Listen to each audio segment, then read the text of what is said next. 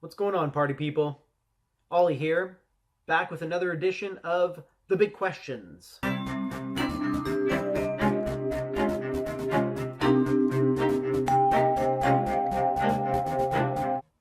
So this question comes from someone by the name of Rajat. And the question came in response to one of the Daily Bread videos that I dropped. It was the Jiddu Krishnamurti quote where he says, "The ability to observe without evaluating is the highest form of intelligence." So Rajat said that he had similar experiences, that he at times was able to observe without evaluating, and that when he did this, it had a really positive impact on his person. He said, "After eliminating biases, I started to see things differently in every situation. But this state is temporary. Unless you put conscious effort into it, it won't stay that way." Then he says that people like him find it harder because of their inherently judging nature. So his question was, can you recommend some ways on how to actually practice this perspective, this objective perspective where you observe without evaluating every single moment of your life?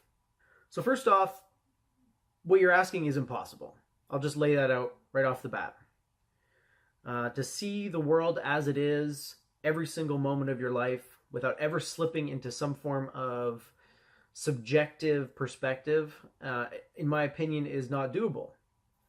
I think that as long as we are human beings, that we have these perishable bodies that require oxygen, shelter, food, and water, we always have a bias. And so what I think we should aim for, instead of having no bias and seeing things purely objectively, is to just eliminate as many of our faulty biases as possible and cultivate biases that are helpful and that also help us see things more realistically. So a bias is basically just a preference. When you're biased against something or for something, it's a preference. And there's nothing wrong with that. I think it's perfectly natural to have biases, to have preferences, to like certain things over others. And there's no need to justify these things and no need to rationalize them. And I also don't think there's necessarily a need to eliminate them, because you can't help what you like. Some people like chocolate ice cream. Some people like vanilla ice cream. So having a bias is neither good nor bad. It's just having a preference. And most of the time, it's not a big deal. Saying that you have an inherently judging nature is kind of like saying you're addicted to oxygen. Of course you are. Of course you have an inherently judging nature. All humans do. Judging and evaluating are habits, and they are habits that create biases. So this is how these two things relate to each other. Your biases are formed through the habit of constantly judging things. And, if you're consistent enough and you judge things in a similar way, then you're going to build biases that reflect your habitual judgments. We're always assigning values. And again, this is something that comes with the territory of being a human being and having a physical body in this constantly changing universe. You're always going to have certain preferences. You're always going to be assigning values to things. Biases and being judgmental are not bad in and of themselves. Intrinsically, they are just functions of the human mind. The true struggle is between being unconscious and living an automated life and being conscious and living a deliberate life. And depending on which one you're living and where along the spectrum you are, because it's not just a black and white proposition where you're either asleep or you're woke. I think there are different degrees, and we're constantly moving back and forth in different ways.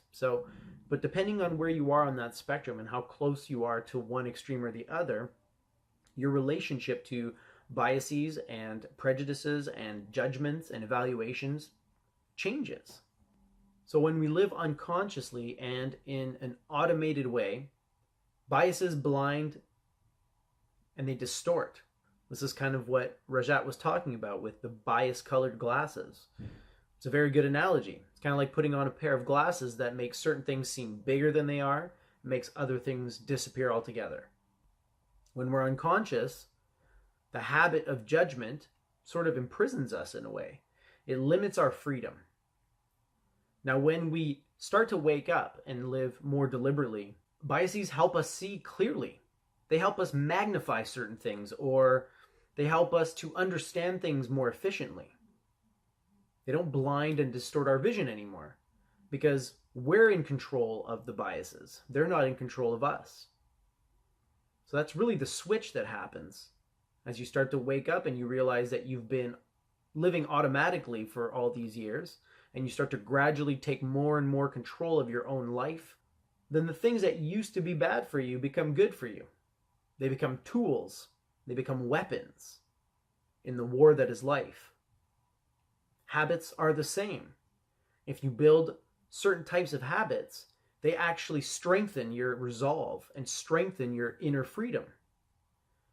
So being judgmental is not a bad thing. Having biases is not a bad thing. What's bad is not being aware of your biases. And what's bad is not being aware of your habits, because then they control you. And then you don't have any say in the matter, and you experience all types of traumas and suffering that is totally meaningless and unnecessary.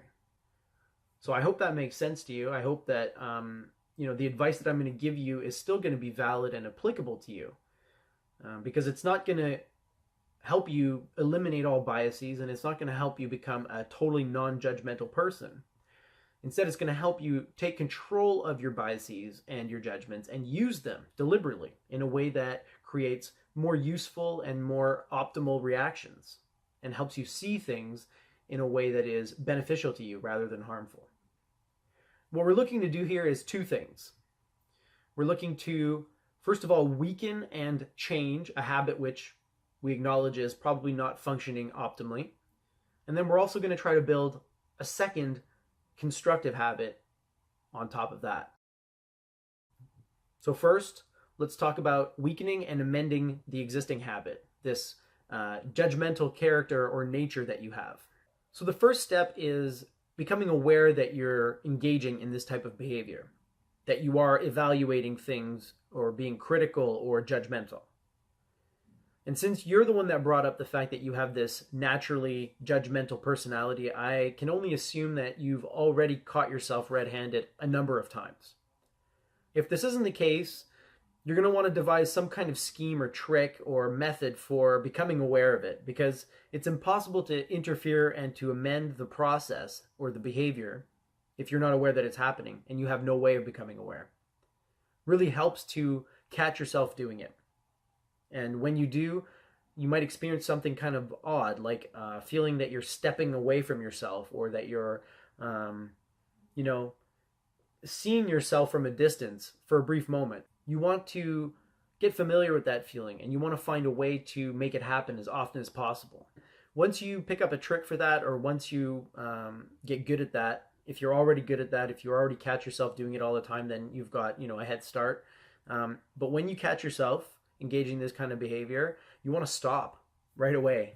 You want to just stop. You don't want to judge yourself, and you don't want to beat yourself up, because that's just more judging. You just want to stop. And so if you can find a way to silence the mind, that will be very helpful.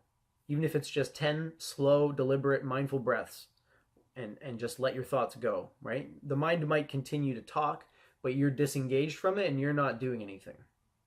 Because it's almost like a fire. If you keep feeding the fire, it's going to keep burning.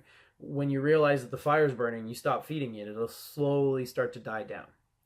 So that's step 2. Step 1, become aware. Step 2, stop. The breathing trick is one that I use. It's most effective because counting your breaths and being aware of your breaths redirects the mind's attention to your body, and the mind without that energy can't keep riling itself up and doing whatever it's doing, criticizing that person that you can't stand, or, whatever your thing is. Step 3 for me is to use a mantra or a reminder. After I've taken a few seconds to just cool off and to stop feeding the fire, I will use some kind of maxim or mantra just to make something of it, to make it useful, or to remind myself that this is not a good way for me to go. So I have 2 that I use, and I've actually made them into Daily Bread videos. I'll attach the link in the comments below. The first one is the Marcus Aurelius quote, where he says something to the effect of, whenever you find yourself about to criticize someone, stop and think, what do I do that's so similar to this? So this one's extremely powerful. If you do it, consistently, you're going to destroy that judgmental habit very quickly. You're going to wither it, and it's going to become very weak, because every time you start judging someone, what you do is you turn that critical eye around on yourself and start to look at your own flaws. And then you're like, "Oh shit. I better cool it. I shouldn't really be tossing stones here in my glass house." So that one's really good. And then the second one that I also like to think about is the Jung quote, where he talks about everything that we dislike in others can teach us something about ourselves. Anyways, so those two are the ones that work for me. Like I said, the comments section, I will put the links for those 2 Daily Bread videos. But I always recommend people find their own. Find your own maxims or your own mantra or reminder, something that speaks to you and resonates to you. If these ones resonate with you, you can have them. Obviously, they're yours. The second thing that we want to do is build a positive or constructive habit that is going to help you take charge of your biases and your tendency to judge and to evaluate things. So we're going to question our judgments.